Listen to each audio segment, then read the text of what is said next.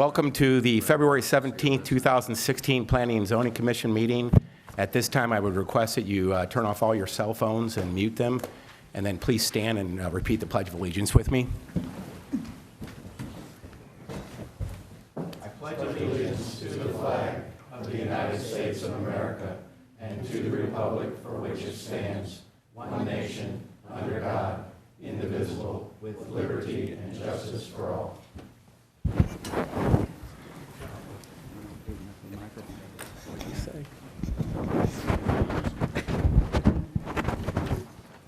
Applications for rezoning and conditional use permit heard during tonight's meeting will be voted on by the Planning and Zoning Commission during the meeting. The Planning and Zoning Commission recommendations on the applications will then be submitted to the St. Charles County Council for the final decision on the items. Then the individual items and bills for these applications are scheduled to be introduced at the Monday, March 7th, 2016 County Council meeting. Applications for preliminary plats heard during tonight's meeting will also be voted on by the Planning and Zoning Commission during the meeting. The vote this evening on the preliminary plats is final. Only a recommendation for denial of the preliminary plat would be heard before the County Council. The following documents are introduced as a matter of record for the public hearing and regular meeting of the Planning and Zoning Commission. The Unified Development Ordinance of St. Charles County, including zoning maps. The year 2025 master plan for St. Charles County, which includes the year 2025 future land use plan map. I'm going to give you a little roadmap for tonight's meeting. Normally what we do is we read the applicant's request into record. We ask the applicant to come up before us, and if he wants to submit to us his plans, we then ask for the public to come. We close that portion of it. We ask the public to come and speak. If you plan on speaking either for or against, please make sure you fill out one of the registration cards over there, or speaker cards, so we can get you into record. After the public hearing is closed, we then ask the applicant to come up and ask any questions. Please be mindful that you're talking to the commission, not to the staff, and not to the applicant. You're talking to the commission, so please direct your questions to us and keep it a little more formal that way. At this time, I'd like to open the meeting. Need a motion? So moved. Second. All in favor? Aye. Thank you. Also, I would like to introduce a new member to our Planning and Zoning Commission. Kevin Cleary has replaced Matt Elam, who moved to Columbia, I believe, wasn't it? Kevin is actually an old neighbor of mine. I lived next to him for about 10, 15 years, something like that. So it's good to see him back into the county fold. Okay, so let's get started. So welcome, Kevin. Thank you. Any changes to the agenda, by the way? Is there? No? No. Okay. The first application is a PUD zoning amendment. The applicant is Jackson Custom Homes and Remodeling, LLC. The property owner is Charles W. Lyon and Christine A. Lyon. The current zoning is A Agricultural District Planned Unit Development Overlay District. The requested amendment is amended PUD to allow a front yard setback of 43 feet in lieu of 50, as required by ordinance number 96-84, and it's currently on 1.73 acres. The location is the west side of North High Post Road, approximately 750 feet south of Terry Road. It's in Council District 2, and the PUD is 16-1. Staff? Good evening. As you can see on the slide, the subject property is surrounded completely by agricultural zoning with the planned unit development overlay.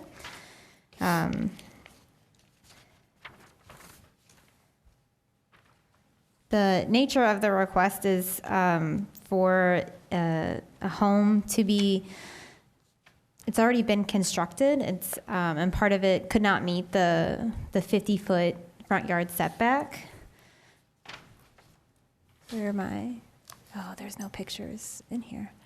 I believe there were pictures included in your packet of the site. So part of the, oh my goodness. I read all this earlier, I swear. It's okay. So yeah, so they're just asking that for an amendment so that the property is in compliance, because it's currently not. May I add something, Greg? Yeah, go ahead. This is such an unusual case. Maybe I'll just speak a little bit on this and let you know what prompted this application. Again, it's a highly unusual request in that it's requesting to amend a plan unit development. I don't know if you remember, but last year we had an amendment to a plan unit development where there was an office building where they amended it so that they could make it into a house, basically. It was never really successful as an office as originally envisioned.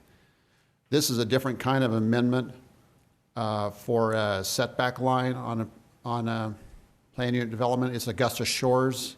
It has private streets. And you may know that in plan unit developments, you have all kinds of flexibility with zoning. It's kind of write your own zoning ordinance in a way, if you want to put it plainly. And in this case, the original application came in, and the 50-foot setback line that was approved, unfortunately, it wasn't built to meet that 50-foot setback line. And so the owners, as I understand it, are in a situation they're trying to sell the house. There's an encumbrance on the title because it doesn't meet the front yard setback. So because this is a plan unit development, instead of trying to get a variance, which there's not necessarily, there may or may not be a hardship in this case, but there's a lot more latitude, a lot more flexibility because it's a legislative act in a plan unit development. So they're coming before you to request to amend the plan unit development for this particular lot, not for the entire subdivision, but just so basically there's not an encumbrance on the title, and so they can get a mortgage, a new owner can get a mortgage. You might notice from the photographs in the packet that there is a really unusual situation here. Holy cow, the lot drops off. The roof line of the house is below the street, and it's only 40-something feet back.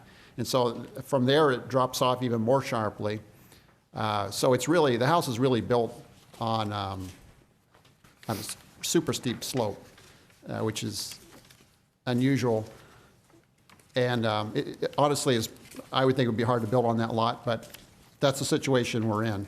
And Did we have any letters on it? No, we received no Letters? comments. Okay. I mean, what would we do if we didn't let them have they wouldn't be able to get a mortgage on it, I guess, or something? I think they'd have to seek a different mortgage company. Okay. And Yeah. I don't know what the outcome of that would be. Yeah.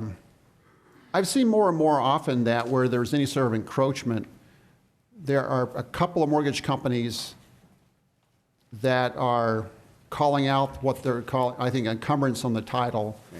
And the mortgage company has to assess that on a case-by-case basis on how they want to deal with that. Okay. But I've had some calls lately where people are a little bit desperate and they're saying that, hey, I can't get a mortgage because of this, with this particular title company because of this setback that doesn't meet the requirements. Okay. So one overhead picture shows a vacant lot. This is the lot that the house exists, correct? Yes. Okay. Yeah, the house. I can just add something. I know a lot of people along High Post Road. I know a lot of the people that built there, they're friends. I talked to Dennis Robb. He's Yeah, it shows that. the head of the architectural committee for their subdivision. He sees no problem with it. He is totally in favor for it. I know a lot of other people that have built on steep lots, especially overlooking the Katy Trail in Missouri. They had a lot of problems because the roof line blocked their view, so to speak, from across to St. Albans on the other side of the river. But he is the one in charge of the architectural committee for the subdivision. He is in favor of it. Any other questions for staff? Seeing none, let's go ahead and bring the applicant up, if they want to come and speak on this.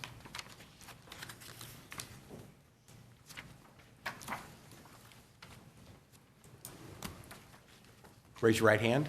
You swear to tell the truth and nothing but the truth? Yes, sir. And would you state your name and address for the record? Frankie Jackson, 306 Woodmere, St. Charles, Missouri. Go ahead, Frankie. The reason, it was a steep lot, like the gentleman mentioned, and we did have it, it was staked like 4 times, once to clear the woods, once to set the back wall, and once to build the house. The portion of the house that's over the building setback line is the portion of the garage, one corner of the garage. It should be on your drawing. The only thing I could think is the foundation guy pulled off maybe one of the wrong hubs and got that corner over there. So it wasn't, that's kind of the situation we were in, and it wasn't caught till the spot survey with the mortgage company at the end, because the original loan, the construction loan, had a plot plan that showed the drawing behind that 50-foot. Okay. And are you buying the property then? No, I built it Oh, you built it, okay. for Mr. and Mrs. Lyons. Okay. All right. Any questions for gentlemen? No? Okay, thank you. Thank you. We're going to go ahead and close that portion of it. If there's anybody in the public that wants to speak on this matter, they can come forward now. Seeing none, we're going to go ahead and close the public and bring it back to the commission. Mr. Chairman, I move we approve PUD 16-00001. I second it. We have a motion and a second. Mr. Setley? I say yes. Mr. Griffin? Yes. Mr. McBride? Yes. Mr. Ellis? Yes. Mr. Cleary? Yes. Mr. Leonard? Yes. I'll vote yes. Mr. Kuhn? Yes. Mr. McDonald? Yes. And Mr. Hammond? Yes. That one passes. Thank you, gentlemen.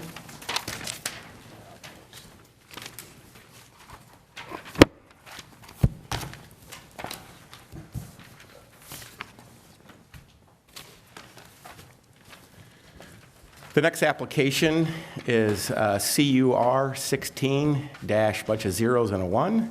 Property owner is Francis House School District, DBA Weldon Springs School. Applicant is Beckenridge Material Company, and the use requested is asphalt cement plant.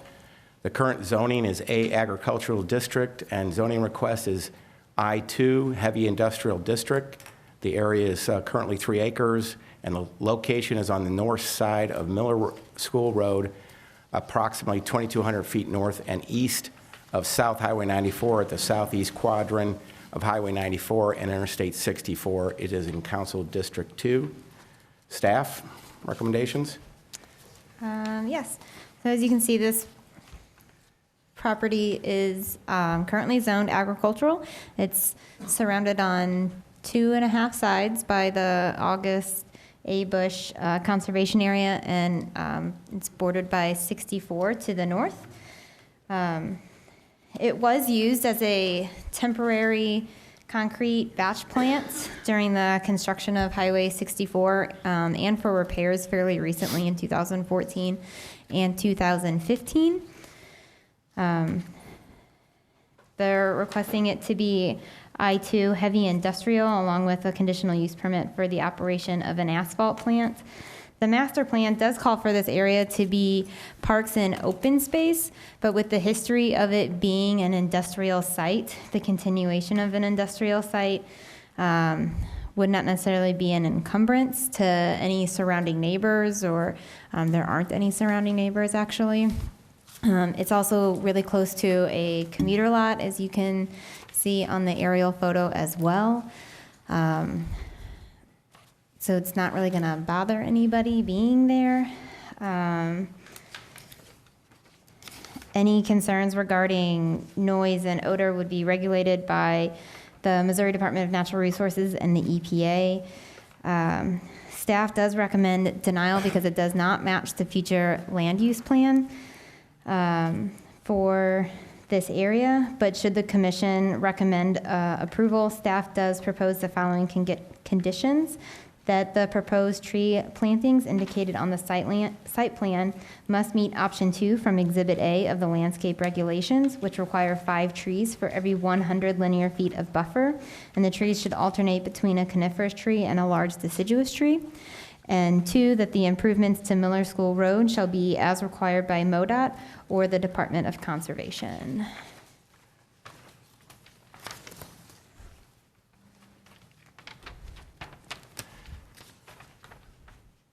Any questions for staff? Is the only ingress and egress out of that site off Miller School Road? Yes, sir. It cannot be accessed through the commuter lot. So if there was a cement mixing plant there, how was that zoned? Was it a conditional use and it stayed the zoning it was? No, it was, I think it was because the state was doing the project, and the properties, is owned by the Francis Hill School District. Okay. We did investigate the history of the site a little bit to determine whether it's actually on a right-of-way or not. And as best we can tell, it's technically on Old Highway 94, which crossed the highway there. And then after the highway was widened, they moved down, Highway 94 down to the south. We don't have any record of them actually, the state actually vacating that right-of-way. So there is some old state right-of-way that abuts it technically along that, what they call Miller School Road today. The property was acquired by the federal government in the 1940s for the ordnance works. And then in the late 1940s, it was deeded back to the school district, which they had acquired it from the first place. And as I understand it, this was the site of Francis Howell Middle School, if I'm not incorrect, back in the 1940s and 50s. And so it's still owned by the school district, but it's completely surrounded by the forest preserve. My thought would be on this would be to think about this in two stages. Because this is both a rezoning and a conditional use permit. So my first thought would be to first think about it, is this the right place for industrial zoning? The reason I say that is because this conditional use permit may be around a year, it might be around 20 years, or I'm not sure how long, but zoning tends to stay around a long, long time. It could be around 100 years. So if this site is rezoned for heavy industrial, I'd say first think about, is this the right place for heavy industrial? And the second, if it is this the right place for an asphalt plant within a heavy industrial district? So maybe you could think about it that way. Hey, Robert, is Francis Howell only own that one plot of land, and then the Bush's Wildlife owns the additional property? That's my understanding, that the... Because I see a lot of hunters. I mean, Miller, a little history, I was telling Ron, that road was shut off for quite a while. That's where they found that child that was abducted, and they Okay. never found the thing, so that was shut off. But a lot of hunters go back in there because they went around the barrier and they access Bush's Wildlife. So I was just wondering if the rest of the property on Miller Street, on Miller Road, is that owned by Bush's Wildlife? Changed it. No, maybe not. Because otherwise, you've got intermixed there, because that's also people where they go hunting and with their Right. dogs and that sort of thing. Right. Now, if it's, I can say that normally we don't allow industrial or commercial traffic to cross land that's residential or agricultural unless it's a street or either a public street or a private street. What I mean by that, if it's just an access easement, we've even denied permits before for commercial properties if you had to take commercial trucks across residential or agricultural land. Now, having said that, we did a fair amount of research. In fact, we used the county's title person to search back, and as best we can tell, that's Old Highway 94, and it's still right-of-way, I believe. I can't, to the best of my abilities, it's still right-of-way. Your thought process, because you said this might last 100 years, as the county has developed this high-tech corridor along 64, across the street, you have a hospital, you've got a lot of businesses, and continuing on Highway 40, there, to my knowledge, even driving out to Highway 70 along there, there isn't any quote-unquote heavy industrial. Everything is what I would classify as businesses that are in the high-tech corridor, and hotels and retail, things like that. Meadows Shopping Center as you get farther out on Highway 40. So in my mind, this doesn't even, the zoning, even haven't heard any, it just doesn't fit the area, my opinion. Okay? Go ahead. What is the structure that at the end of Miller School Road? That's the old Miller School. It's this old school building. That's, Is that the Yeah. middle school from the 40s? Yeah. Still an old And it's school still building. up? Yeah, it's still there. Well, shoot, I thought that was part of the property. Okay. Okay. is that used at all by the school district? I don't believe so. Oh, wrong way. All right, any other questions for staff? What does Francis Howell think about this? Well, they're selling the property. Well, they're selling the property, okay. Right. Yeah, they would be selling the property. All right, well, let's go ahead and bring the applicant up. This is- The applicant come see up and this? speak on this matter. Bush Warren Way. So that's why I was wondering if Raise your right hand. You swear to tell the truth and nothing but the truth? I do. And you want to state your name and address for the record, please? Andrew Arnold. I'm with Breckenridge Material Company, 2833 Breckenridge Industrial Court in St. Louis. Go ahead, Andrew. Just one point of clarification. I think that building at the end actually is a pump station, a water pump station there. It's where Yeah, it we've did look like a spoken to some school. folks out there. It's how we understand it to be But operated. that's not on your property? It on is the not. property. Okay. It would not be on our property. Okay. So I have a few slides here to show you, just describing a little bit about Breckenridge. Who is Breckenridge? We're a family-owned business that has been in the construction material business for over 90 years. We're in concrete. You may have seen our trucks around in concrete. We have a plant in O'Fallon in St. Charles County. We also, about a little over a year ago, purchased the APAC quarry in Defiance, and we operate that location. We are interested in getting in the asphalt business because it's kind of the next logical step for the construction material business. What is hot mix asphalt? You know, a lot of people have heard it. It's got a lot of different names. HMA obviously stands for hot mix asphalt. Some people just call it asphalt. Some people call it macadam or blacktop. All the same thing, just different names for the same product. Approximately 94% of all the roads in the United States, over 2 million miles, are made up of hot mix asphalt. So it's a widely used product. You drive on it every day. Highly recyclable. Each year, about 80 million tons of asphalt are ground off the road and then recycled back into the mix. So it actually is the most recycled product that there is in the world. In addition, about 20 million gallons or 20 million barrels of oil of asphalt are not needed because it's recycled through that RAP, recycled asphalt product, that is reused when they mill it off the road. Asphalt is basically two components. One is aggregate, which consists of stone and sand, and the wrap, the recycled asphalt, and then 5% of an asphalt binder. It's kind of the glue that holds it all together. When you look at a picture, I have a picture here of an asphalt plant. This isn't necessarily the one that we would be proposing, but something similar. It kind of gives you a feel for what they look like.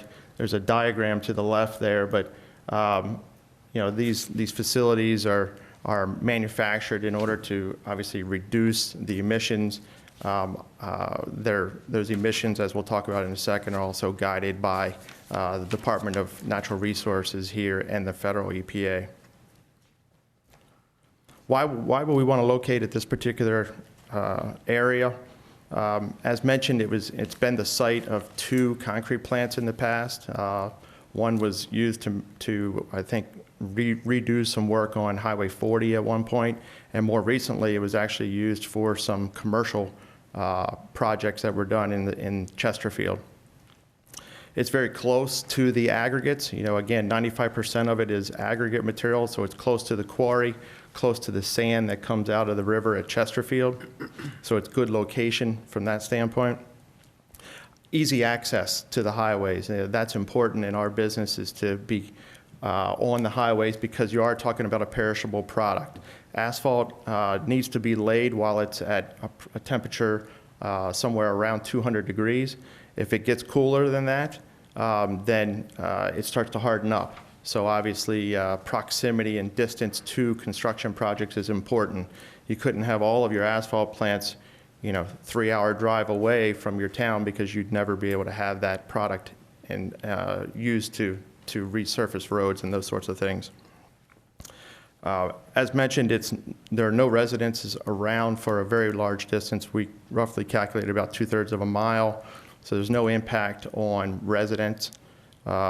Commercial, there is the commercial across the highway, as mentioned, but those are, across the street, across the highway, where the highway noise is going to buffer a lot of that. And then when we talk about it being fitting with the industrial zone, I guess it's obviously not within the industrial zone as mentioned, but it's kind of, as we read the maps, maybe incorrectly, but as we read them just across the highway, it looked like in your 2025 planning that was to be more industrial. And you can correct me, Robert, maybe I'm wrong there, but that's the way we read that. The sound, to mention a couple of things that a lot of times people bring up, the sound and the smell. The plants operate at a decibel level somewhere between 70 and 85 decibels. Hearing protection is not required by OSHA until you are sustained over 90 decibels.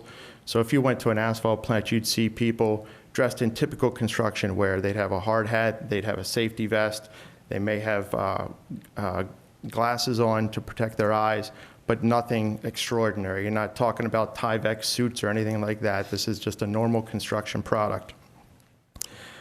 The sound, as I mentioned earlier, would be buffered largely by the highway noise. I mean, the highway is right there next to it, so the highway noise, and we certainly would agree to plant the trees, as Cassie had mentioned, in terms of being a requirement to help reduce that noise and the sight line along the commuter lot side there.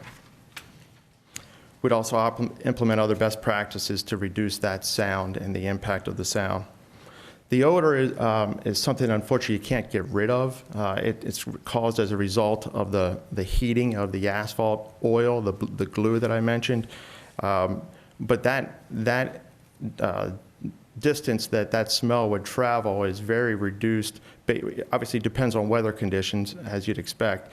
But once you get out, a few hundred yards, that smell dissipates greatly. And I can't guarantee it, but I would suspect that would not travel if you've been around asphalt plants, or even just driving down the road behind a construction project. You could smell that product, but you're right on it at that moment. An operating facility, it's not like a restaurant where you're emitting the smell to try to draw people in. A lot of that is captured through the dust collection and the other controls that are put on the plant.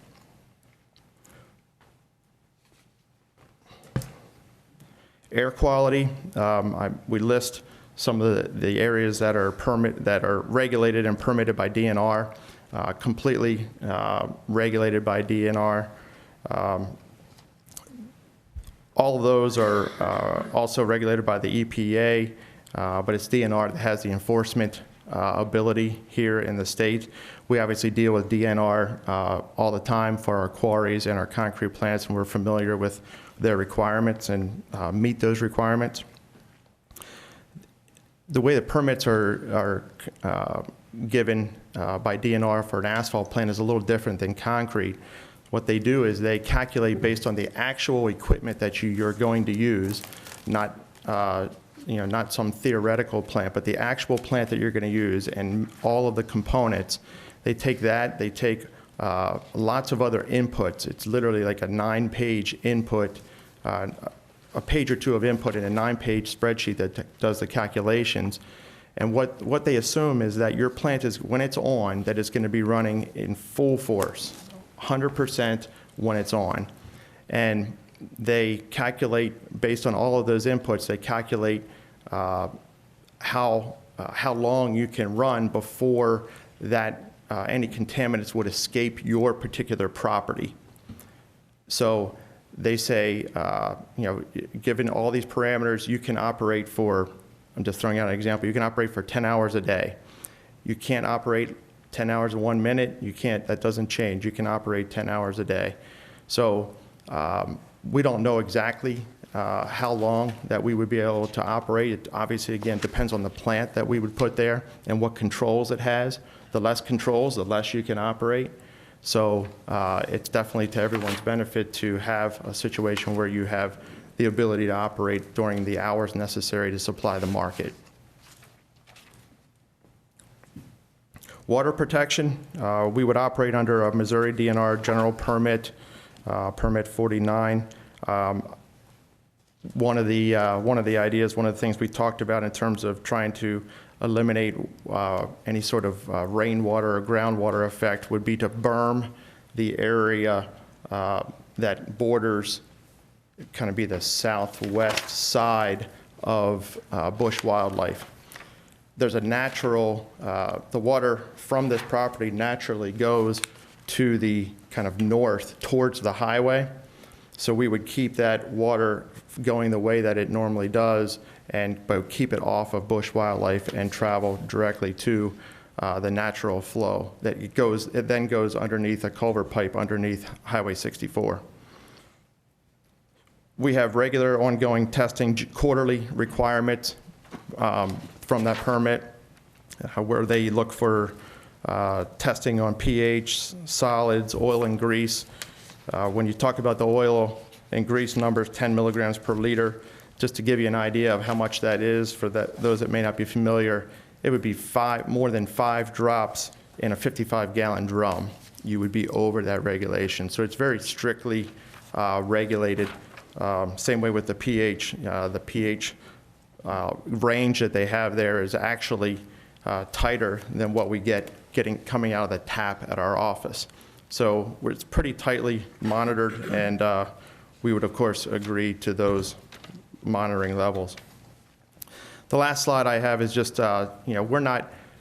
we think that this location is good because it is on the edge of bush wildlife. It's not, right in the center of it. We're not going to be disturbing what happens there. We actually think in many ways we can help because we will be there.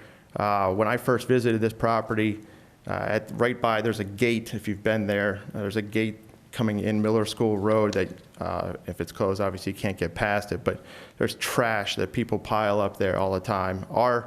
Our activity in and out of there will, I think, help reduce that dumping that goes on bush wildlife. In addition, when some of my folks were out looking at the property and seeing where the water runs off, we found, as mentioned I think earlier, we found deer that had been poached and just left there. Their antlers had been cut off and they had been left there to just rot. So we think there is some benefit to having activity around to stop some of that. We would obviously abide by all the permits, restrictions as we normally do in the rest of our businesses. And I mentioned some of these other things already, but I think that our ability to be there on a daily basis can actually benefit bush wildlife and have no impact on their property. I appreciate your time. Any questions for Andrew? Yeah. Yes, sir. Andrew, one of your slides, you mentioned the DNR as the agency that monitors this and also regulating by hours of operation.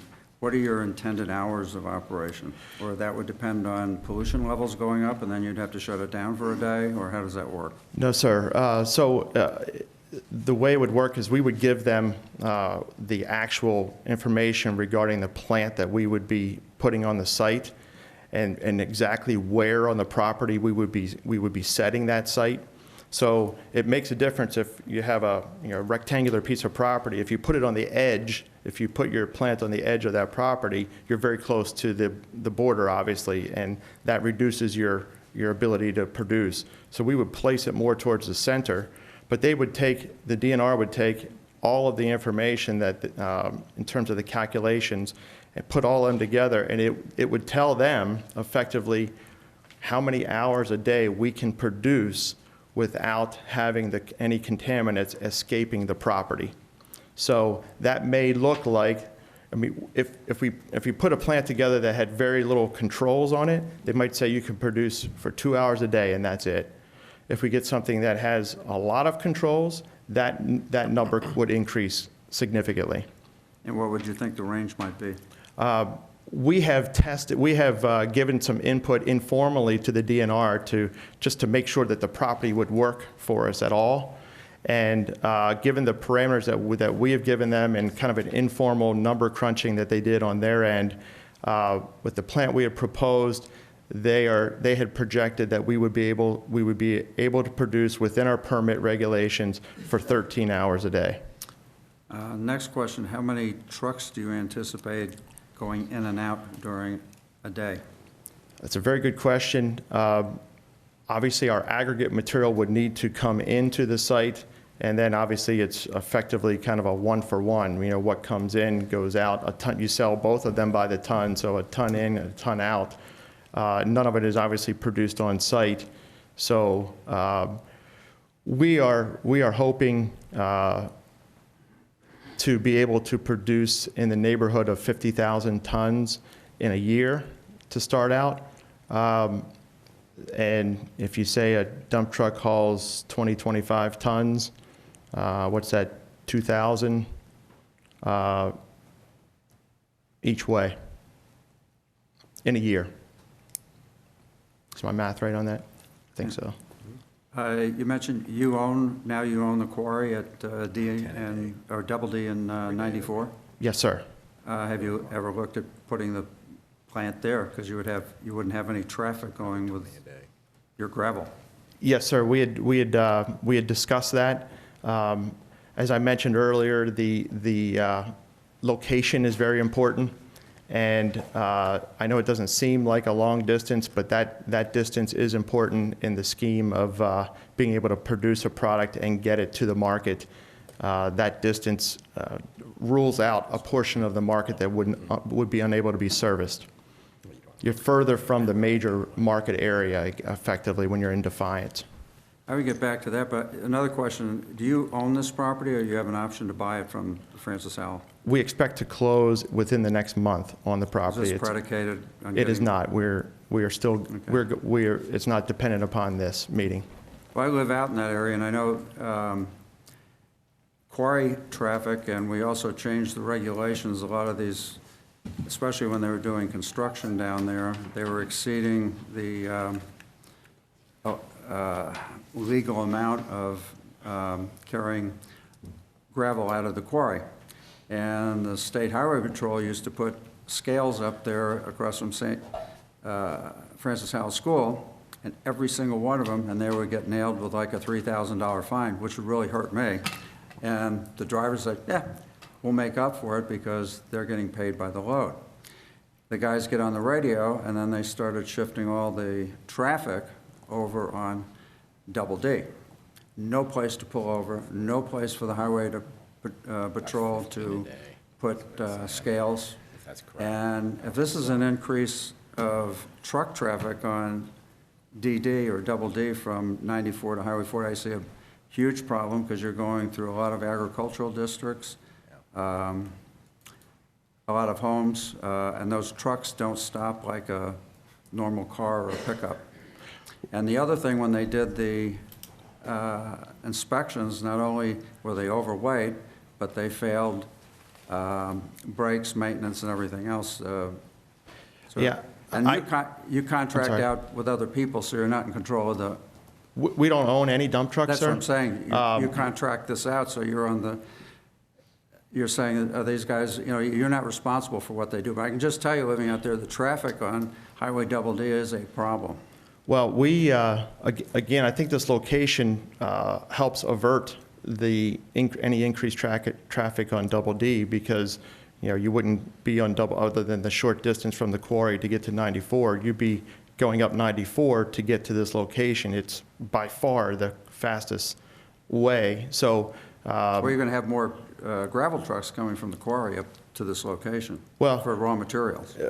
Maybe, maybe not, because, you know, the asphalt is being produced somewhere, you know, so we in some case supply asphalt plants.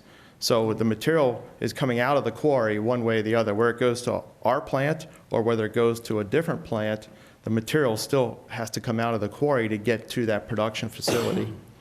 Well, the other big operation out there, as I'm sure you know, is Weber. They're out on Highway F. They do blasting and quite a lot of quarry traffic. Yes, and They're- we actually buy material for them for some of our concrete Weber, plants. yeah. Correct. Okay. But I see this as being a very, very different location. I think this particular location will avoid traffic being on Double D because it'll just be straight up 94. And you mentioned also the odor. You've got a hospital, you've got a lot of businesses over there, and I know you can't answer the question, but when the wind blows, there's some people here that have cattle and horses. Sometimes that can travel for miles and not just 200 yards, which is across the highway. So that could be a problem, and I know you explained you can't control that, but again, when I Yeah. said to Robert, driving out the entire high-tech corridor all the way out to Highway 70, there's no manufacturing. I'm also looking at 405.175 permissive uses for that property. There's 26 of them. And as Robert pointed out, if you zone this, and it opens up Pandora's box to a lot of other types of manufacturing in that particular area, which may or may not be a problem, but Yeah, remember now that it's, we're talking about a 3-acre parcel, so Yeah. there aren't going to be, there's not going to, we're going to use all of that 3 acres just for this asphalt plant, so it's not like we would be predicting putting any other sort of an industry on that lot. It's a small lot. It's a small lot for producing asphalt, but you know, there are asphalt plants that are right next to neighborhoods, and this is a far superior location than most that you'll see anywhere. that's why I was asking where Bush's Wildlife boundary abuts that, and who actually owns that road? Is it a right-of-way, or is that part of Francis Howell, or is that part of the state, or? I don't know the answer to that. I kind of thought only by visually that I thought the road was abandoned because, I mean, there's literally a gate at the end of it. So it kind of told me that it was abandoned. In staff's recommendation, it mentions that if you were to see fit to allow us to use this property for the intended use, that we would need to meet MoDOT specifications. So I took that to mean that maybe MoDOT still owned the road, but I don't know that to be fact. I do know that some of the land, we were trying to understand a little bit that buffer between 94 and where our proposed property is, that I can't find an owner of that. When I look on your particular website for St. Charles County, I can't find an owner of that particular piece of property. I assumed, maybe incorrectly, but I assumed it was owned by the state as a right-of-way for 94. But I mean, there are right-of-ways that go right around that property for water and gas today. And I mentioned the water pump station there. And, you know, recently there was some activity there where they were doing some right-of-way, some work on the right-of-way in terms of some utilities. So we just think it's a good location. Yes, sir. Yeah, I'm going to say, you mentioned that the water running off will go to the west to the culvert that's from Bush Wildlife. Is that not the headwaters of Darden Creek right there? I don't know the answer to that. If you could bring up that, one of those those overhead aerials maybe. Yeah, so basically that culvert is just at that northern tip of where that rectangle is for the property. So we're proposing building a berm along the southwestern side between ourselves and Bush. We'll have the trees up along the side where the commuter lot is, and then the back quarter of that property drops off pretty significantly down into the natural drainage and then feeds roughly where that point is up there underneath 40.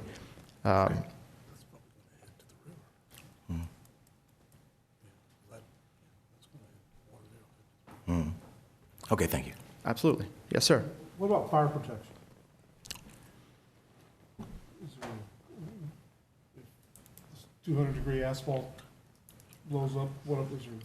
Well, hopefully it won't blow up, but it is hot, you know, and really the hot product is really the main safety concern in any asphalt operation. Again, all of this is regulated in terms of, you know, so when you look at, if you go back to one of those pictures of an asphalt plant, that drum-looking thing, that longer drum, yeah, that silver thing on this photo, that's the drum that the material is actually produced in. And on the one end, there's a burner in that. And what it does is you feed the aggregate in one side, the stone and the sand, and that is drying the aggregate so that the liquid asphalt can adhere to it. So as it travels down through it, it dries it. And that's when you see the emissions, a lot of times, most of that is just steam from the drying of that emission of the water. And then the liquid is added at the end, the heated liquid is added at the end, and then you have a finished product that comes out, rides up that slack conveyor into a silo for distribution, generally the same day, but occasionally you can go to the next day before it becomes unusable. But, you know, there are thousands and thousands of asphalt plants in the United States, and while there is fire involved in that burner, it's not generally a problem. There's plenty of safety components related to the plant to detect any sort of warning and shut the plant down, or there's an operator, obviously, on site, plus a couple of other people to just monitor what is happening. Is the water line there adequate enough to provide sufficient water in case there's a fire? I don't know the answer to that. I wouldn't hazard a guess. I don't know the answer. What kind of investment will you have in this project? A new asphalt plant, depending on the size and what components you have and how many of those silos you have and things like that, runs anywhere from, on the low end, about $1.5 million to $3 to $4 million if you go for a larger plant with more accessories. How many people would this employ? We would employ 3 to 4 to operate the plant. Now remember, all we're doing is what we term a grocery store business. People would come and they would pick up product and they would take it. We have no lay-down equipment, so we would not be the person laying your driveway or your road out in front of your house or the highway. We would sell that product to the people that do the lay-down. And the tax dollars are generated from that activity. When you were looking at other places, because right across 94 at Research Park, they have a lot of different plants and some lots that have not been developed. Have you ever approached to see if this would be suitable in there? Because it's only a quarter of a mile away. No, we have not. Because that would give you access as well, along with other businesses back in that area. Yeah, I mean, the reason we like this location, I think I mentioned, is that, you know, there's just, we're doing it, we did everything possible to try to find a location that was not near any residences and as far away from businesses that we could get, because there's little or no impact on wildlife. In this example is where you would have the most, you know, any impact. So that's why we thought this location was ideal. The proximity to the aggregates and the proximity to the highway just added to that benefit.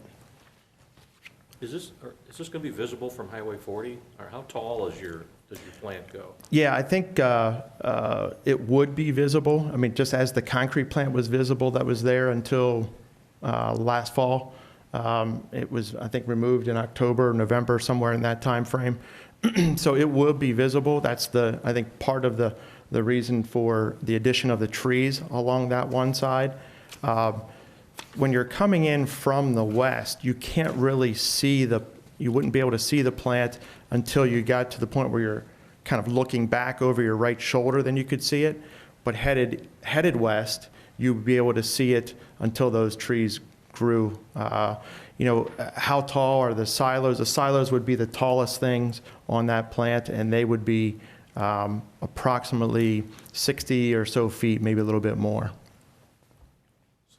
Because you have, the way those are set up, you have a truck drives, there's a scale under the silo. The truck drives under the silo on the scale, gets material put in the truck, weighed, and then gone. So you have the height of the truck first that you overcome, and then the actual storage facility. You mentioned that, I guess, in a year, the first year could maybe do 50,000 tons. With that ground and the availability of does that project maximum production with multiple silos there, or is that as the plans would starting off, or is it, what is the greatest capacity that you project for that? So we estimate the market that could be reached. Again, remembering it's a perishable product and we can't haul it to, you know, Troy. It's just too far. So we estimate with the geography that's around there, the area that we could reach and the demand as we see it today, that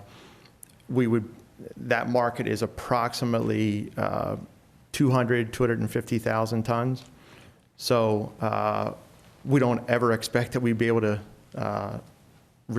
gain 100% market share in that area. We certainly wouldn't expect that at all. So we'd hope to do 50 to start out. Would we get to 150 max? That's probably the way we would size our plant. That's all dependent, of course, if one day MoDOT says, you know, we've got 10 miles of Highway 40 we're going to resurface, you could have a blip. But in any circumstance, we wouldn't be able to operate outside of that time frame that DNR says this plant and the emissions would be controlling that. So even if there's a huge project and you said, I need to produce 24 hours a day, if your permit doesn't allow for that, you can't do it. Gotcha. Okay. Any other questions? Seeing none, we'll go ahead and open up for public. Thank you very much. Thank you. We're going to go ahead and close the applicant's portion of it. If there's anybody from the audience that would like to speak on this matter, they can come forward now. Seeing none, we'll go ahead and close the public portion of it and bring it back to the commission. Mr. Chairman, Yes, sir. I think my biggest concern is trucks entering and exiting that road on 94, because they're going to have, most of their traffic is going to go east towards the highways. They're going to have to cross over 94, and same as turns coming from the quarry, they'll have to turn and cross those lanes. So I think that's going to create a lot of hazards with the number of trucks turning in and out of that road there. I think it was like 20 a day, possibly, is what it was, if his calculations are correct. So if that gives you any pause. That's my main concern. Okay. I think that my concern, there's a lot of concerns, not only traffic, because I think that's going to, as Dave said, it's going to be a lot more than that. I think the impact on the environment there with businesses across the highway controlling odor, which nobody can actually do, but what can be and probably will be a problem for all the folks.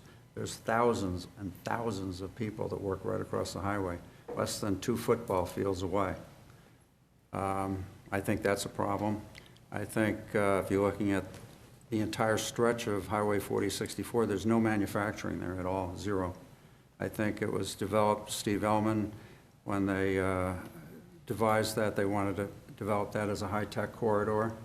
And a lot of businesses have grown there. I think the quarry is nice. I think it's a good idea for his business to be close, but I just think it's in the wrong location, in my opinion.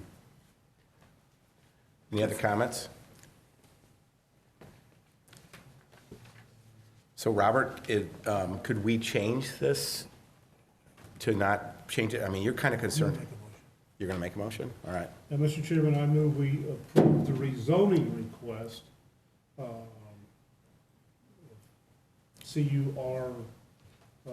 16-00001.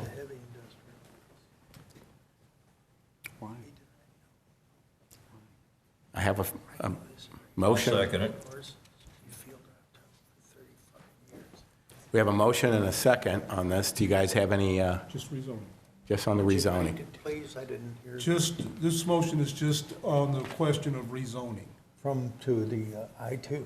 to the I-2, yeah.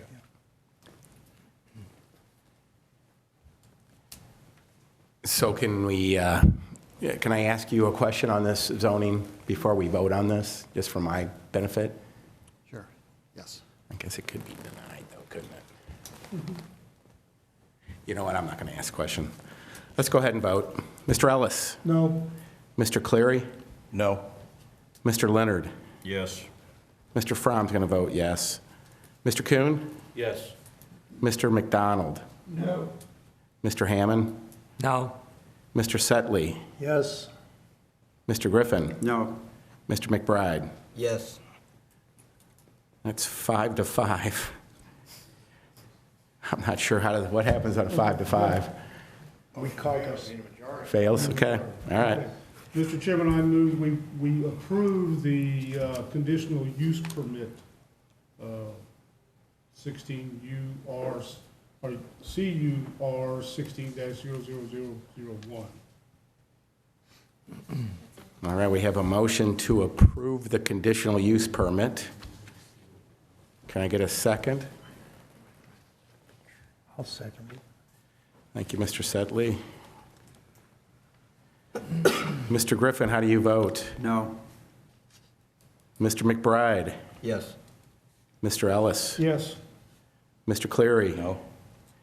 Mr. Leonard? Yes. Mr. Fromm votes yes. Mr. Kuhn? Yes. Mr. McDonald?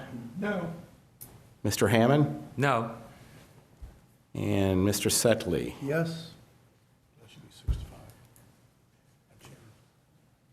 Yeah, so we got a 6 to 4 6 to 4. in favor. So the conditional use permit passes. I did not ask for Mr. Ellis's vote on that. How do you vote? I'm sorry. Yes. Yeah, I'm sorry. So, Yeah, how can they do it? They can't rezone it. Yeah. How good is that? so let's talk about this one. You bet. How can that work? So are we actually giving it, we're going to leave the zoning the way it is, agriculture. Can we do a conditional use permit in agricultural, though? That's what I just asked Robert. Yeah. Apparently not, that this Yeah. would not be an appropriate conditional use in an Yeah. agriculturally zoned property. What you're doing is making a recommendation, Yeah, to the county council, so to the county council. Sure. And the recommendation for the rezoning because was it's been 5. denied at the zoning. In Well, that it case, failed, 5 to 5. And in that case, I'll change my vote on the rezoning. From my Do you want to move to reconsider the vote on the rezoning? I'll move to reconsider the vote of the rezoning. You need a second. Can I get a second on that? To reconsider, thank you. Wow, we're having a lot of fun on this one. So we're reconsidering the zoning change. You're going to, back to I-2. We're going to re-vote on this one. Mr. Griffin, No. Mr. McBride, Yes. Mr. Ellis, Yes, Mr. Cleary, No. Mr. Leonard, Yes. Mr. Fromm says yes, Mr. Kuhn, Yes. Mr. McDonald, no, Mr. Hammond, no, Mr. Setley, Yes. and I think that puts it 6 to 5, or 6 to 4 in favor of it now, of the zoning change. And the conditional use permit is also passed. So this is going to go to the county council, again, on March 16, or March the 7th, as a recommendation from planning and zoning. So thank you. Boy, that was confusing.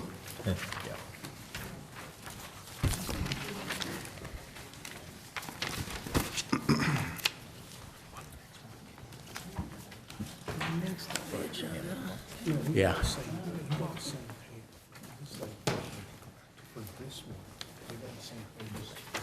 Yeah, they changed, they sent a change out. And I didn't know if you guys knew on this one, they did send out a change on it.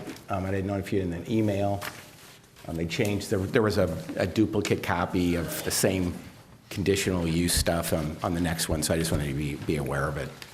All right, so we're going to go on to, let's see, what CUP 16 with a bunch of zeros, 1. The owner is Lloyd T. Gregory and Valerie S. Gregory. The applicants are Lloyd T. Gregory and Valerie S. Gregory. The existing zoning is A, agricultural. The existing land use is single-family residential. The requested action is a conditional use permit for a general contractor business, and the location is at 1709 Highway W on the northeast corner of Highway W and Quiet Ridge Court, northwest of Wentzville.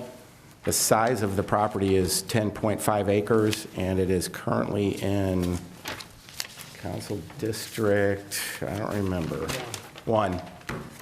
Staff? And I think that's you, Robert, on this Right. one. In this case, the applicant, they're not proposing to change the zoning. They're proposing a conditional use permit under the current zoning. It's zoned agricultural, as are all the surrounding properties all around. You see the green, that indicates agricultural zoning. Now, it's on the northwest quadrant of Highway W, and I think it's Quiet Ridge, which is a residential subdivision. This property actually fronts on it, and it takes access from Highway W. There's a house on the property, and also a metal shed as well. Sure, you can advance it, thank you. There's a house on the property and a metal shed. A conditional use is one of those, what's being proposed is not an accessory use. They're not proposing to use it as a home office or a home-based business, but it would be a second principal uses. So there would really be 2 uses. One would be a house, and the other would be a contractor's shop. And if they would get approved for a contractor's shop, I'm explaining this in part because I've had some phone calls, so I thought maybe I would address it. But for instance, a conditional use permit for a contractor's shop could only be used for that purpose. It couldn't be used for anything else. And once that use would be abandoned, anyway, if they wanted to change that use, they'd have to come back before this body and go back before the county council. I'd also add that a general contractor shop, should it be approved specifically for this property, all the storage has to be indoors. So for instance, if there's a backhoe or a bobcat or whatever it might be, it has to be stored indoors. So as best I can tell, it would principally be indoor storage for the use because they'd have to transport it off site. One thing you might ask the applicant would be, would you load the trailer indoors or outdoors? I don't know if there would be enough roof height inside the building to load it indoors or outdoors. If they load it outdoors, there'd be a little bit of a situation where, you're loading, unloading. So I don't know if the neighbors might like that necessarily. I would add that we received a letter from a neighbor, and it's, excuse me here, find this. It's a Mr. Campbell, I believe, who expressed concerns about Paul Campbell.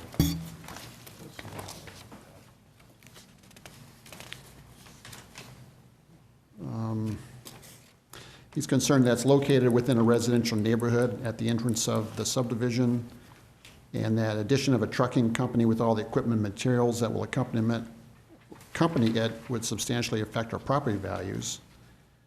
To date, without county approval, the property has progressively grown into a large gravel lot with several dump trucks, trailers, skid loaders, a semi-truck and trailer, et cetera. And I guess they're just concerned that it would be unsightly and have an effect on the neighboring residences. Let's see. I've added a couple of photos here about some equipment that was parked there in the past. I think this was taken last fall. We kind of received information that there was some heavy equipment parked outdoors on the property, and so we spoke with the property owner. We indicated that they would need to address it in a couple ways. One is that you could remove the equipment, or 2, you could apply for this conditional use permit for a general contractor shop. The reason I'm showing these pictures are just so you get an idea of what kind of equipment we're talking about. I thought it might be helpful for you, for your information. If you have any questions, I'll be happy to answer them. Would this one building be the only one that would be allowed to be added to the property?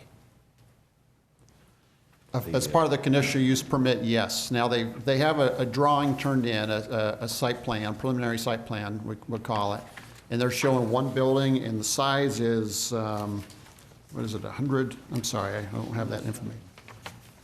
What's that? 170 by 105, I'm being told. Anyway, it's indicated on your, the drawing that's in your packet. And so if they wanted to change that, unless it's in substantial conformance with what's approved, county staff would not be able to approve any permits beyond that. So if it'd be a substantial change, they'd have to come back before this body. For instance, if they wanted to build a second or third or fourth building, they really need to come back before you and have it reviewed with recommendation to the county council. And the county council would have to make the ultimate decision. Is there any setback from W they have to stay within? In other words, they can't go back any farther than 300 or 500 feet? I didn't see anything in that that indicated that. 50. The building location. The Unified Development Ordinance states that all accessory structures must be at least 50 feet from the front property line Okay. in the what- agricultural Okay. district. And would they be allowed to access the property off the Drive Quiet Ridge Court, which goes into the residential development? If they're showing in the conditional use permit, they're going to use the driveway from Highway W. That's what we're going to stick with in terms of the permits. Okay. Okay, thank you. Any other questions of staff? Thank you. The applicant like to come forward then?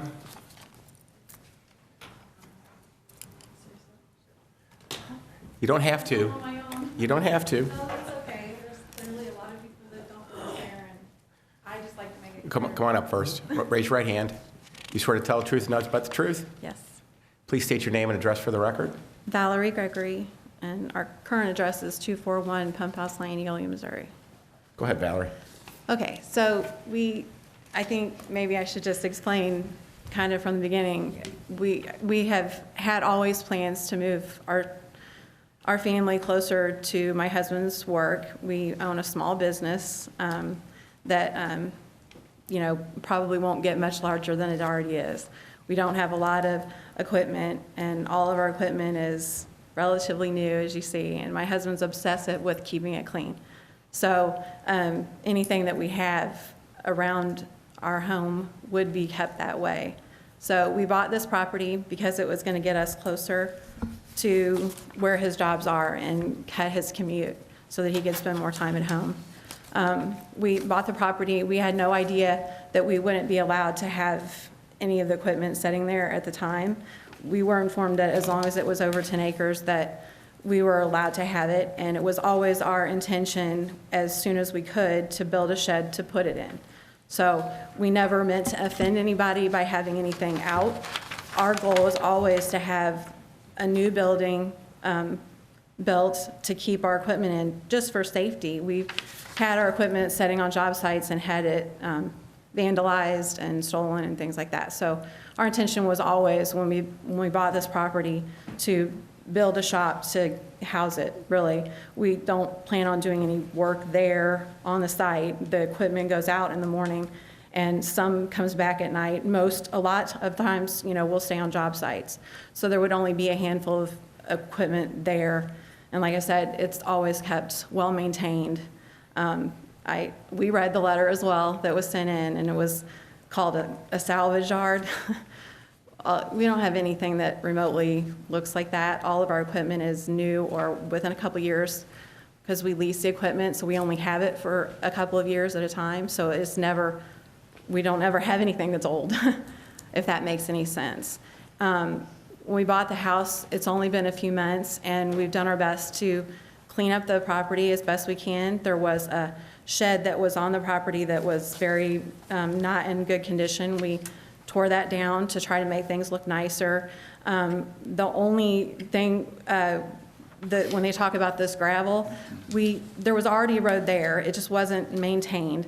So all we did was bring in fresh, clean, white gravel and put down on this road just to improve the look of it, really. And we did put a little bit of gravel so where we could park some equipment just until we had the time to get the shed built. It was in the middle of winter, and it's kind of difficult to build, that type of shed at that time of the year. We've been working on the house, improving it, trying to make things look nicer. We absolutely intend to live there. It's always been our goal to move closer to here. We have 2 kids, one that's handicapped that goes to the St. Charles Community College, so we're trying to rehab the home as quickly as we can to get him closer so that he can move in right away, even if we can't get there, because we need to sell our other house as well that's further away. And when did you buy the property? What year? We just bought it. Just bought it, so in you've had it for how long? November. And you've done the cleanup on it already? in We've- that much we've time? cleaned But up- you're not living in the house? We're working on just trying to do a little bit of rehab on the inside, Okay. painting, flooring, that kind of thing. Okay. Just rehabbing it, trying to get it fixed up so that our son can move in and possibly my husband to move in with him. And then we have another son that's still in high school where we currently live. And that's the only school he's ever known. We went to school there, and we just wanted him to continue there as long as he could. So what'll probably happen is, as soon as we can get the house fixed up well enough, we can move our older son that's in the college. He's handicapped, so it's harder for him. The commute is hard for him to get to school. So we need to get him in that house as quickly as we can, and my husband would probably stay there with him at that time. So how quickly can you get this pole barn put up to get the equipment inside? We're trying, we have been in the process of this, we've been talking to Mr. Myers. We got the things drawn up so that, we could get all that approved. We had no idea that we would need this. I think we were just misinformed as to how we needed to go about doing it. So how did we find out that they were out of compliance on this? Is it by asking to put the pole barn up, or what? My recollection is we received a report that there was equipment stored outdoors. Okay. And so we just followed up on that. I got you. Okay. Okay. Any other questions for Valerie, you guys? What will be this, one of the drawings we have says pole barn, but this will be an enclosed A building? metal pole barn, yes. A metal building with doors. We want to live there. We don't want to live in a place that doesn't look nice. The property's pretty. We have no intentions on having things sitting around looking bad. I mean, we want to live there. We want it to look nice too. So, like I said, I mean, we don't want to offend neighbors or anything like that. And we didn't think we had. We didn't set, dirty, nasty equipment sitting there. And Well, but you can understand why they feel the way they do. oh, sure, I Yeah. understand. But I'm That's why I'm asking, when do you think you can get this put up if we approve it? And when can you get the equipment inside of it? I didn't know I was going to be the only one speaking. I think, as soon as we can, the weather, it's kind of dependent upon the weather, when you can get equipment in and you can get foundations. This year, though, do you think? Okay. I mean, it's not like tomorrow. I'm not saying tomorrow. No, Okay. we'll do it as quickly as we can, Yeah. weather permitting, I would say, would I be mean, my you're not best. talking 2 years from now. or No, anything like no, that. no, Okay. no. All right. Any other questions? Thanks, Valerie. We're going to go ahead and open this up to the public.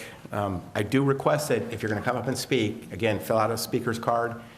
Keep your comments to new information. So if you have something that's the same as somebody else has already spoke on, make sure it's something new so we're not just rehashing the same old complaints. And if it's the same, I'll just have you guys say it's one of your concerns. So with that, I'm going to go ahead and open up to the public. And if anybody wants to speak on this matter, please come forward.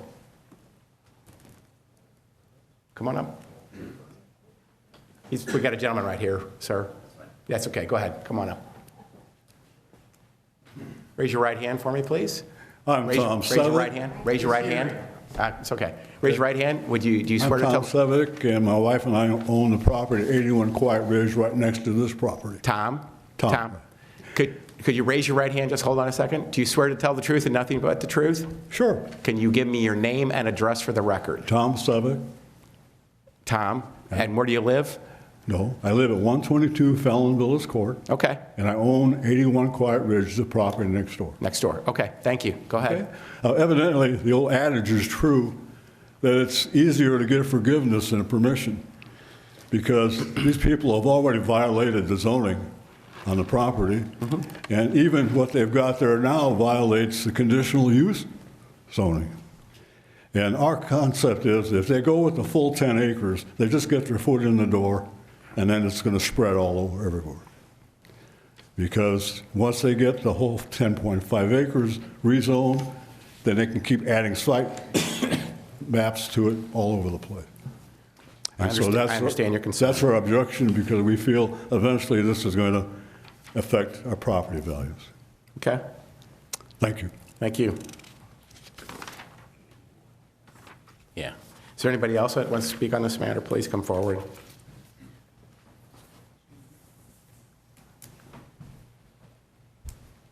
Raise your right hand. You swear to tell the truth and nothing but the truth? Yes, I do. And state your name and address for the record. My name is Paul Campbell. My address is 86 Quiet Ridge in Quiet Village.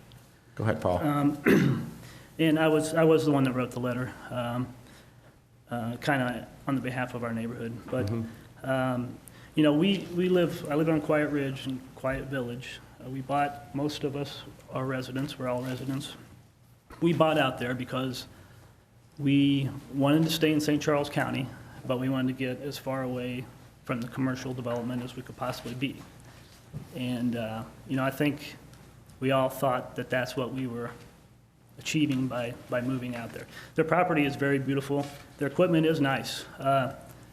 But my concern with the letter was, one, our property values, but two, you know, I didn't know until tonight what their intentions were, but once this conditional use permit is there, right now there's a gravel lot that's probably about 50 by 80 feet, and every day it's growing, not every day, but there's another huge pile of gravel there to presumptuously make that lot bigger.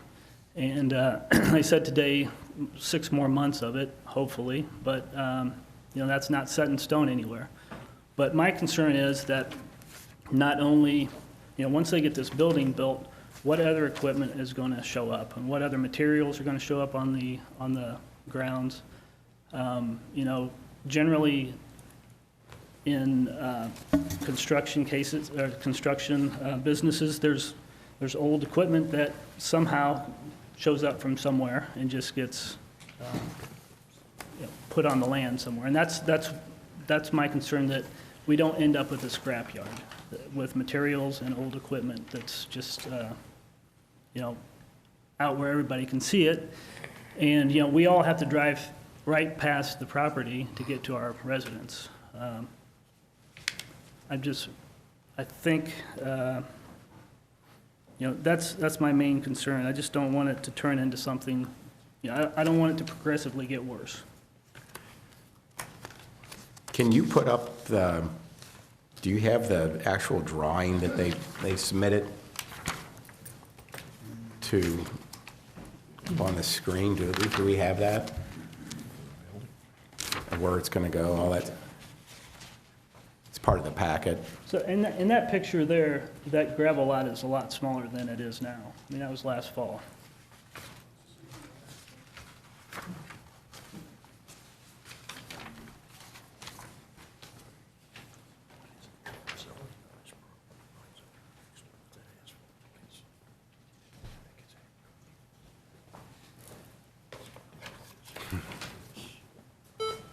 Oh, it's so easy, technology. This one you need. I know. I don't know if has any of the neighbors seen this site plan? Okay. I think so. Okay. Yeah, that's the wrong sheet.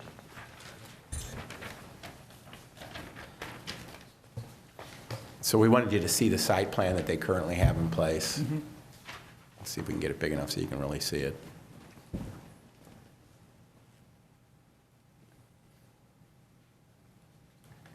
Once a site plan's approved, they can't vary that I mean, I think that's great if they can keep all their equipment in that building. But I mean, it's just my concern is more equipment showing up on a daily basis. And I don't know how much equipment they have, if it will all fit in there. But if it does, that's great. Now, I guess that they want to access that from their current drive. And right through the middle of that is a water swale that comes off of W, goes right to the pond. So somehow, and that would have to be addressed. Because right now, if you drive through it, you get stuck. And can you circle where the house is up there real quick? Just point it to it. Yeah, so. The house. And how are they going to get to the pole barn then? Yeah, I don't know. Because it's off to the. Is there a drive there? I Not don't yet. see it in the drawing. This little drive that's kind of an arc is now extended, well, I think it was always there, but it's extended back to the shed, but that's as far as the drive goes. Right. Okay. Thank you, Paul. Is there anybody else who wants to speak on this matter? Please come forward. Would you raise your right hand? You swear to tell the truth, nothing but the truth? Yes, sir. State your name and address for the record. Larry Williams, number 85 Quiet Ridge Court. Go ahead, Larry. I'd just like to add on to the way that where that drive is now, when you come over the road on Highway W there, you can't see on the other side of the hill there, okay? And regardless of where they add the road there, there's gonna be dump trucks that can't get in and out of the way very quickly. I think we all know dump trucks don't go or stop very good. Well, I have 2 small children, and several other of my neighbors, she has 4 small children. He has 3 small children that ride school buses or get drove back and forth to school in these vehicles. And it's a wonder that there hasn't been a very bad accident there already due to the traffic that cuts the scales and runs down Highway W to avoid the scales there in Forestel. Okay.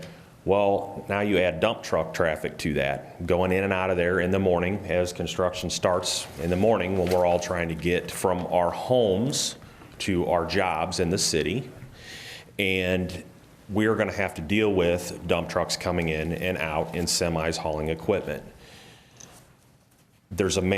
My main concern is the safety. I see bodies all the time with blankets on them on Highway 4061 because of the poor way that that's been designed out there. And you go adding all these dump trucks and stuff coming in and out of there, I'm concerned with that. And I'm also concerned with the fact that even if you keep the equipment inside the building, you're going to be loading it and unloading it at some point in time of the day, okay? We all bought those houses out there from the Cohagans, or the property from the Cohagans, and in our subdivision covenants it says that you may not have a business in your home, and we all signed that. Now, I know that that property isn't necessarily part of the subdivision, but it does attach to it. And there's several people that I live by that could have a business out of their home and they don't, including myself, because I want to go there and relax. That's my home. That's where my kids walk up and down the street and play out in the front yard. Nobody can tell the future, but this guy's going to have construction workers in and out of there, picking up dump trucks, dropping off dump trucks, getting in their own personal vehicles and things of that nature. I have 2 daughters. I don't really want them around that. That's why I live in the country. That's why I lived out in an agricultural area. And I would like it to stay that way. Okay. That's all I have. Thank you. Thank you. Anybody else want to speak on this matter? Raise your right hand. You swear to tell the truth and nothing but the truth? I do. State your name and address for the record. My name's Dave Moresco. I live at 83 Quiet Ridge Court. Go ahead, Dave. Me and my wife bought that property there about a year ago. We live about 2 lots away from the Gregory's. Since the Gregory's had bought the 10 acres approximately 4 months ago, hauling excavation equipment had been parked outside on an ever-growing gravel parking lot behind the house. On most nights, there are 2 dump trucks, a semi-cab with a flatbed trailer, 2 bobcats, a backhoe, and other miscellaneous equipment parked on and off the gravel lot. I understand they're going to build a pole barn, 70 by 105, I believe, 7,350 square foot building. That is huge. It's approximately 3 times bigger than the house that's there. It's approximately 3 times bigger than any of our houses. Where does that fit in this subdivision or outside our subdivision? Our street crosses through their property to get onto Highway W. That's the way it was designed before I lived there, before they lived there. There's a storage container, like what you see behind Walmart on their property, and 2 freestanding fuel tanks on their property also. Now, even if they build a pole barn, the fuel tanks, I'm assuming, is not going inside. So now we have fuel tanks spilling fuel, going into the pond, which drains into mine and Tom's backyard and everyone's backyard. We're a little concerned about that. The pond drains into your backyard? Yes. The pond drainage. It drains into a creek that runs around all of our property. Okay. Okay. And what were the fuel tanks there before they moved in there? I don't believe so. I have pictures of them if you'd like to see them. It's okay, I'm just asking. Okay, go ahead. The way I understand zoning, in section 405.080, A agricultural district states general contracting services relating to building, electrical, heating and cooling, painting and plumbing, providing that materials, vehicles, trailers be stored within an enclosed building. Does that include hauling and excavation equipment? Does that fit into general contracting services? Gregory's operate a hauling business. That is what my questions are. Thank you. Thank you. Is there anybody else who wants to speak on this matter? Please come forward.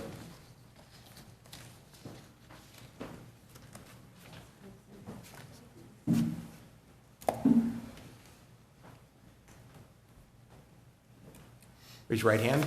You swear to tell the truth and nothing but the truth? I do. State your name and address for the record. Marie Williams, 85 Quiet Ridge Court. I'm sorry, first name was? Marie. Marie? Okay. Yes. Go ahead. Well, I live in a very nice home. We purchased it 10 years ago, and our neighborhood runs about $300,000 plus for each home in our neighborhood. I understand that they plan on living in this home and building a shed to cover their stuff, but the question is, Highway W is a 2-lane road. It is not a big highway. Right now we have big tractor trailers that cut through so that way they can go from Highway W or from 61 to 70. So we have that traffic constantly all the time. And it's a serious problem. There's car accidents because of them. There's a lot of other stuff. There's a very sharp turn when you turn onto Highway W that the tractor trailers are incapable of taking that turn properly. What's going to happen when we have all these dump trucks and all this other construction utility vehicles coming around this corner? I have to drive my kids to school. These people drive their kids to school. There's school buses, there's families, there's home all along that road. The question is, what is going to happen in 5 years? They might have 2 or 3 trucks now. Can they promise that every single one of those vehicles can take that turn without cutting that corner? My child is in my car.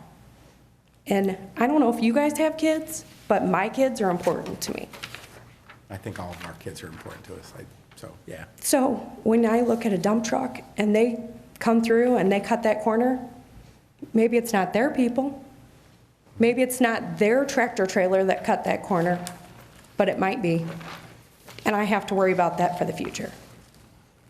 That's my only concern. Thank you. Thank you.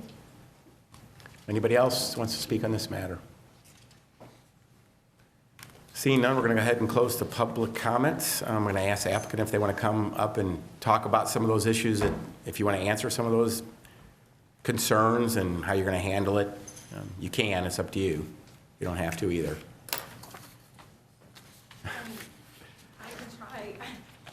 So safety's a concern. They're concerned about where you're going to park the vehicles, how many vehicles you're going to have, how much of the property are you going to use of the 10 acres, are you going to expand?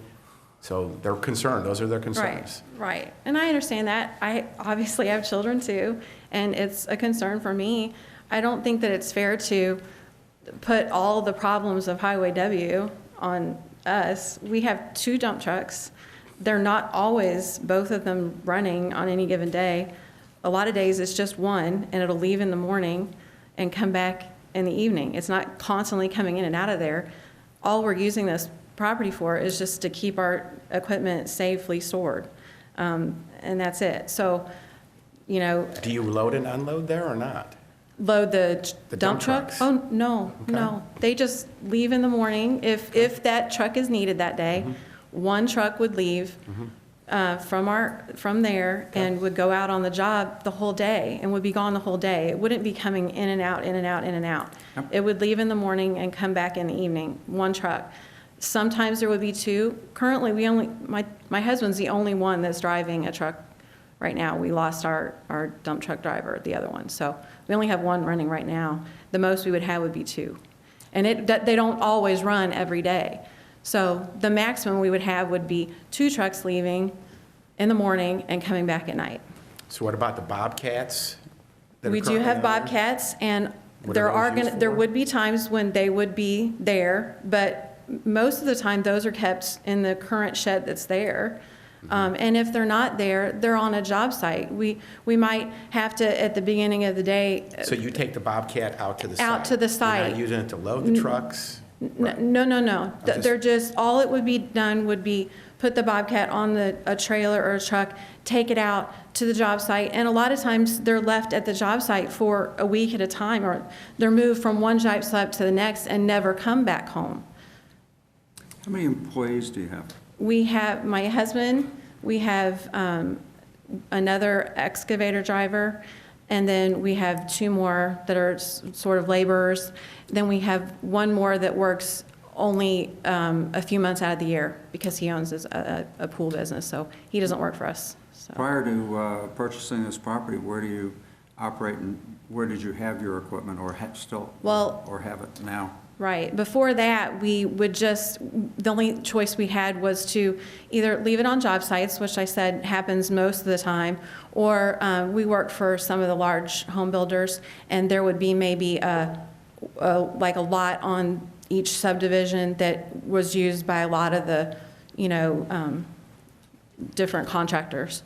So we could leave some things there. But like I said before, we had some vandalism and some theft that way. And so we really just wanted, and we knew we wanted to move closer here anyway ourselves. So we just thought if we bought a property that was large enough, we could have the business at our home so we could keep better watch over things and keep it. So I understand that you really you've had your equipment at different locations. You haven't had anything you're proposing to do here. No, because like I said, most of the time they're on job sites. We don't bring them in and out each day. That doesn't happen. A lot of times what my husband will do is at the end of the day, he knows what he has to do for the next day, and he'll move a piece of equipment from that job site, wherever it is, to the next one, and it would never come back to that place. I have a question, and also in conjunction with Robert. I know the county council changed the size of outbuildings in agricultural, and the threshold was at 10 acres. At 9.9 acres, you're allowed a outbuilding at 4,800 square feet, and you tip the threshold at 10.5, and it says no maximum size, and what you're proposing is 17,800 square feet versus what was on a 9.99 lot acre, it would be 4,800 square feet. I guess with this larger building, addressed to, since there isn't any limit, could they put another building on the lot as well, or is there a limitation on that? Since above, the way I read this with county council now, over 10 acres, they can put more buildings up, or is this it? Well, to the size of first let me talk about the size of the building for the conditional use, because we talked about this, our staff did quite a bit, and what would be the size limit imposed by the ordinance. And because this is not an accessory use, it'd be considered a second principal use of the property, a residence plus this contractor's business should it be approved. Since it's a second conditional use, we felt like that size limit really pertained to accessory uses. and that we'd have to look at, or really the council would have to look at it on a case-by-case basis on exactly what you would be approving, the maximum size. So I guess if the council reviewed this site plan and approved it, they would be limited to this building for their, for the business. Now, I suppose, honestly, I hadn't thought about, can they add another building for their accessory for their house? You know, I'd have to think about that. They already have a barn, I guess you might call it. It's not exactly a barn, but it's a storage building that's already there for their house, and it's accessory to the house. Okay, thank you. So total, you would have 2 dump trucks, a Bobcat, and what other equipment? We have several Bobcats and things, but like I said, at any given time, we've had this business for several years. We've never at any given time had all the equipment in one place at one time. It just, the way our business works, it just doesn't happen. They're always on job sites. And they get moved from job site to job site, not from a job site at the beginning of the day to home to another job site. It just doesn't work that way. It's more likely that they're going to be moved because it's closer. And obviously you want to move them the quickest way possible, the shortest route. So he would never bring it home and then leave it out again in the morning. He would move, because the guys that work for us need to start a job at early as possible, you know, and so he would need to have that equipment in place the night before. So it wouldn't help to have. I guess let me rephrase that. How many what equipment will you have stored there? Well, The maximum. Maximum. Yeah. If we had every 5? single piece of equipment there at once. Okay. You got to let her answer, or you got to come up and swear in. It's okay. Do you know how many? Ask him if you want to ask him. Sorry. Just a process. There's 6 machines. Okay. I'm sorry. I That's do all the okay. paperwork, It's but it's okay. hard to keep track of because, He's like I forcing said, you to come up here. It's okay. well, he's and listen, he's not very good at public speaking, It's all and right. neither We am understand. I. And I didn't know what I was kind of getting into here. That's all right. Yeah, I mean, it's always, you know, it's hard for me to keep track sometimes because, like I said, we try to keep new equipment, so we don't have anything for very long. So sometimes they give us a new piece of equipment. Okay. And I So can't. six pieces. Yes. Okay. Yes. And would there ever be any reason for you to access your property off of Quiet Ridge? No, we have there's a road already there, and the road was there when we bought the property. It just wasn't very well maintained. It had some grass growing up through it. All we just did was put some fresh gravel on it, just so that it was, you know, nicer looking and easier access. And as far as the gravel that was there, we had heard them comment several times that that's grown. It's not changed at all. There might have been more gravel brought in, because as you drive on it, it'll kind of compact it down. That's right. Just to keep it, you know, looking nice. It was never enlarged. Okay, thank you. So, and I can't think of anything else that was said that they were having issues with. I think, You've answered them. okay. Any other questions? Do you ever anticipate any construction materials piling up around your property there at all? We just don't have that type of thing. We Okay, don't. So there's not going to be any we have gravel a- piles or piles of lumber or? We don't do that type of work.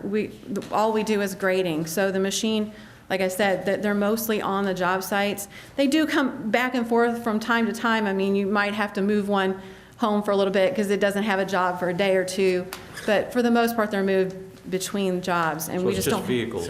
It's just vehicles. That's it? Yes. Recommend they move here.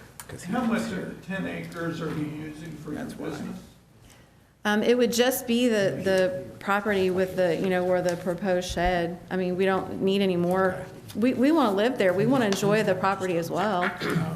So, I mean, we wouldn't want to cover the entire property with giant sheds or gravel everywhere or piles of machines. I mean, we want to live there too.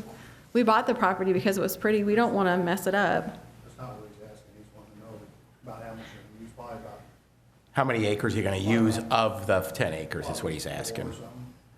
4. Sorry. It's all right. I'm doing the best I can. Less than half. Okay. Any other questions for Valerie? Okay. Thank you, Valerie. Bring it back to the commission. Any questions or concerns, or can I get a motion? Motion to approve. Second. I have a motion to approve and a second. Mr. Griffin? Yes. Mr. McBride? Yes. Mr. Ellis? Yes. Mr. Cleary? Yes. Mr. Leonard? Yes. Mr. Fromm? I'm going to say no. I've driven out there, so. Mr. Kuhn? Yes. Mr. McDonald? No. Mr. Hammond? Yes. And Mr. Setley? Yes. That'll be 8-2 in favor. Again, this will be, go before the county council on March the 7th, so you guys have another opportunity to go before the county council and express your concerns. Thank you.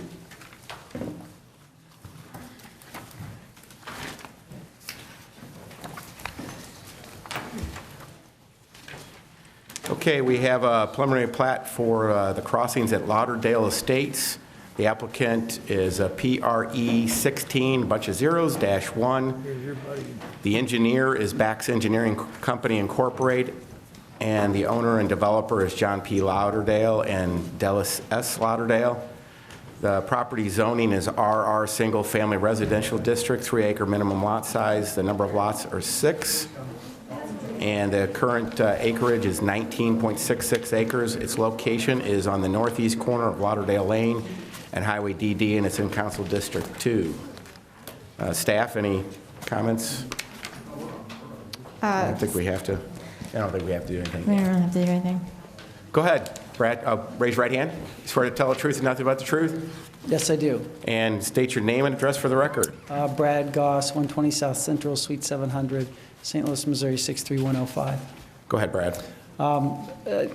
The commission has the staff report on this preliminary plat. It complies with the county requirements. It's been a long meeting. I'll answer any questions that you may have. Is there a gate? No. No. And we're not going to do a road agreement either, no matter how much you want to twist my arm. You were here. No, You will pay, Roger. You will pay. You keep this going, you're going to pay. All right, no questions, I guess, then. Well, I had a couple. Go ahead. Thank Brad, God, some real what's the street questions. surface going to be with the subdivision? It's an existing street that's already there. So it'll it's remain the same? Yeah, I was it'll out there. remain Okay, the it's same. the same. Okay. And what are the square footage requirements on the properties that are going to be there? It's a 3-acre minimum in terms of lot size, and in terms of the housing, it's the county minimums. I'm sorry? If you're asking this house size, Yeah, whatever the county minimum would be for that. Okay. And I guess the septic systems of all, I mean, the studies for the septic systems in there, looking at the letters, it looks like that has been something that's been checked out and is fine? Well, we'll go through that process with each lot as we place the septic. You have to do a study on each lot, and Sandy May, till she blesses them, we don't do anything, so. All right. So we'll go through that on each lot.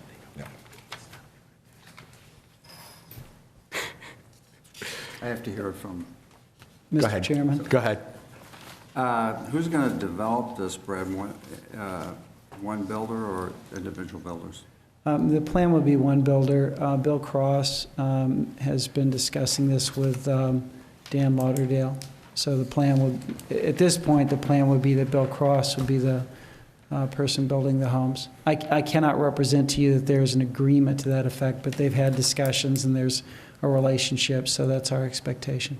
When do they plan, with approval, when do they plan to start shoveling dirt and putting this into I would expect the development would happen this summer. the summer?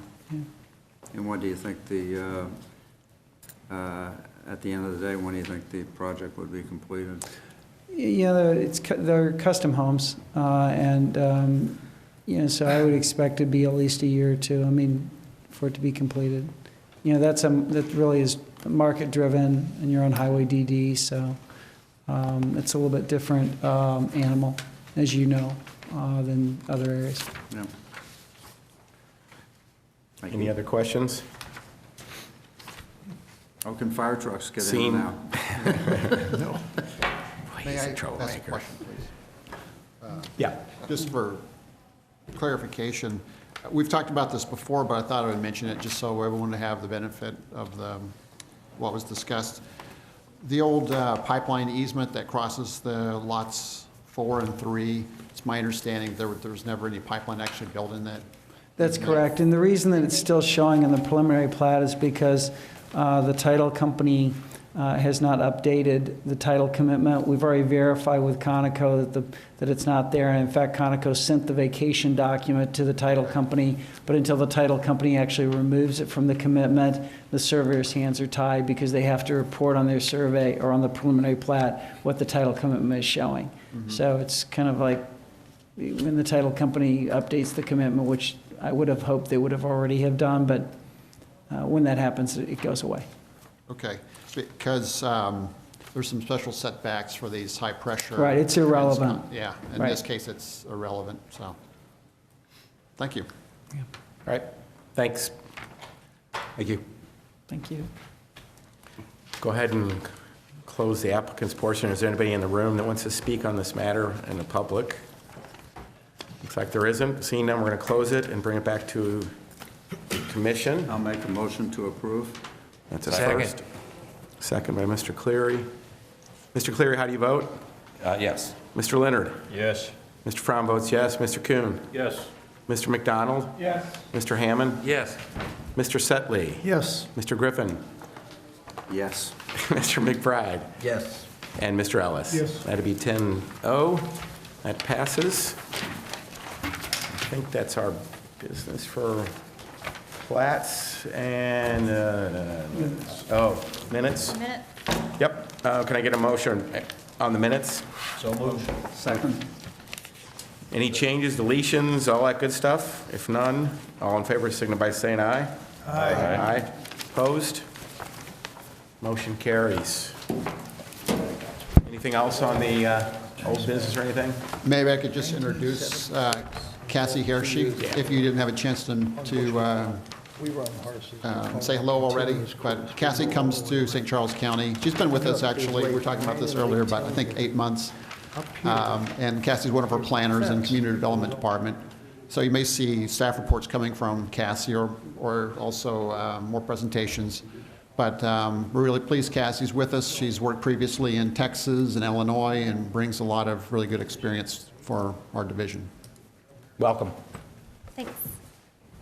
Motion to adjourn. So moved. Second? All in favor? Aye.